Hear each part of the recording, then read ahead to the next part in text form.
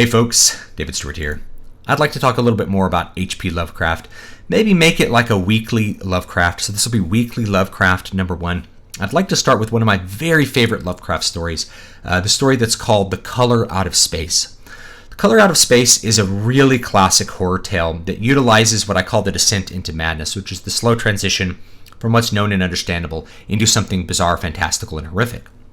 He uses this without a physical descent, like he gets in some of his other stories, but he does it in the style of storytelling. And it's very effective. And one of the other interesting things about The Color Out of Space is that it is actually told in the first person and the third person as well. In fact, most of the story is actually told in the third person through a rather roundabout method. Usually, Lovecraft likes to tell these sorts of tales in the first person, like from a survivor who's gone through this descent into madness. In this case, he does. It's from the perspective of a man doing a survey for a potential dam, a water reservoir, and he comes across this place called the Withered Heath, and it's very disturbing to him. Everything's gray, everything's missing colors. There's this abandoned well that kind of horrifies him, and he goes and talks to this farmer. And the farmer tells him the story of how the Withered Heath came to be, and at that point it shifts into the third person perspective. And so this perspective shift to the third person is very effective because it allows him to tell the tale with a little bit more extra added detail than what you get with the first person, and just a little bit of a different approach and treatment to the horror themes in it. So it begins in the it transitions to the third person, and you get this tale of this meteorite that falls from space and begins to transform the humble farm of Nahum the farmer. Now, before I go any further, there's going to be spoilers in this little bit of analysis and discussion. So I do recommend that you just go read this story. I think you can get it for free on the internet. It's one of my favorite horror stories, so go read it. In it, when you read it, you can see elements of Stephen King and every other great horror writer that has loved HP Lovecraft since then.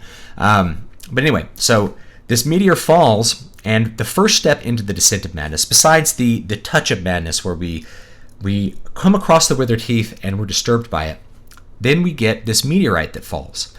And some people from the university come to investigate it, and it has shrunk. So the first thing that you have that's a little bit uncanny is this disappearing matter. Lovecraft is very careful to explain how this meteorite defies the laws of physics in several different ways. When they scrape off samples of the meteorite, the samples begin to slowly disappear. They don't behave like matter. The matter disappears into nothingness. And they always have a color within them that cannot be accurately described, but can be perceived sort of on the outside edge of what is normal. It's a color out of space. It's a color that doesn't ever occur naturally in the world. It's a color they've never seen before.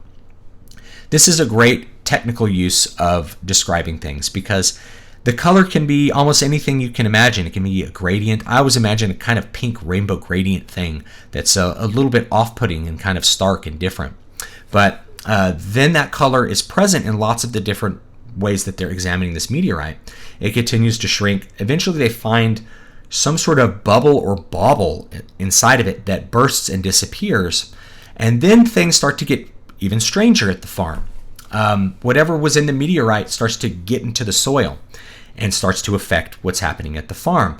And so one of the first things that happens, again, this next step into madness, is you have the skunk cabbages begin to take on this bizarre hue and grow in a very strange and off-putting way.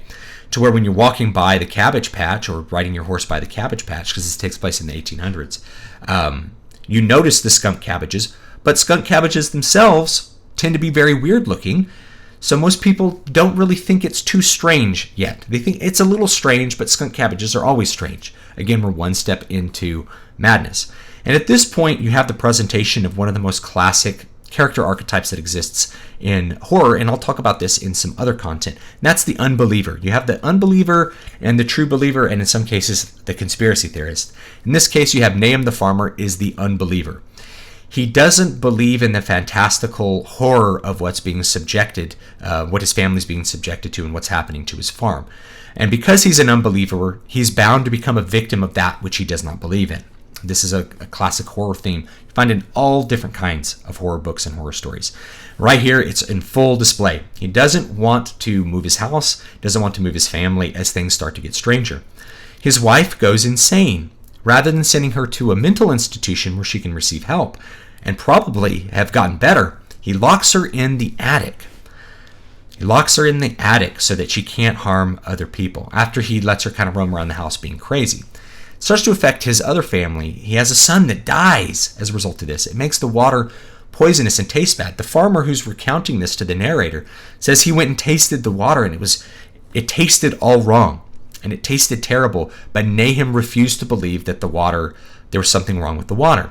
He grew his crops in other fields that were kind of upland from what he thought was the poisoned soil, but somehow it started affecting the livestock. The livestock started to become gray and to crumble apart, right? And Lovecraft describes this in a very interesting way where they're brittle, like they break apart, their meat can't be eaten, they become very, very strange. So we're taking further steps into madness.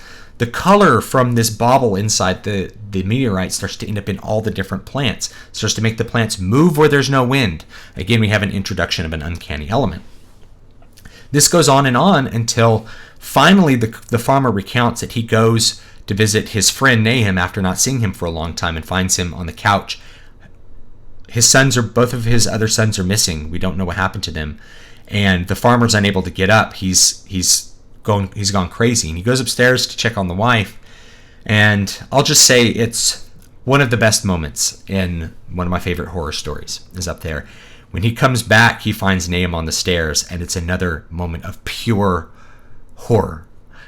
What Lovecraft is able to describe and to kind of get in there and irritate you and make you feel the true horror of the moment. It's very, very well executed. That leads to a very precipitous climax where you essentially have the option of escaping from the madness or confronting it. And in this story, they confront it before finally escaping from it. And some extremely strange and uncanny things happen to close out the third person part of the story. And I don't need to go too deep into them, but basically the color becomes so profound that we realize there's something living in the well, something horrific that like escapes back into space. And it's an extremely uncanny moment, and one of these moments that if you had led with something like that, it would not have nearly had the effect as if you had gradually brought the reader to that point. And then once we leave that third person narrative at the climax of the story and the horror of what happened, we have a little bit of a tag from the perspective of the narrator, worried about this farmer that he's talked to. And the farmer, he says, I hope he's okay. I wonder why he hasn't left.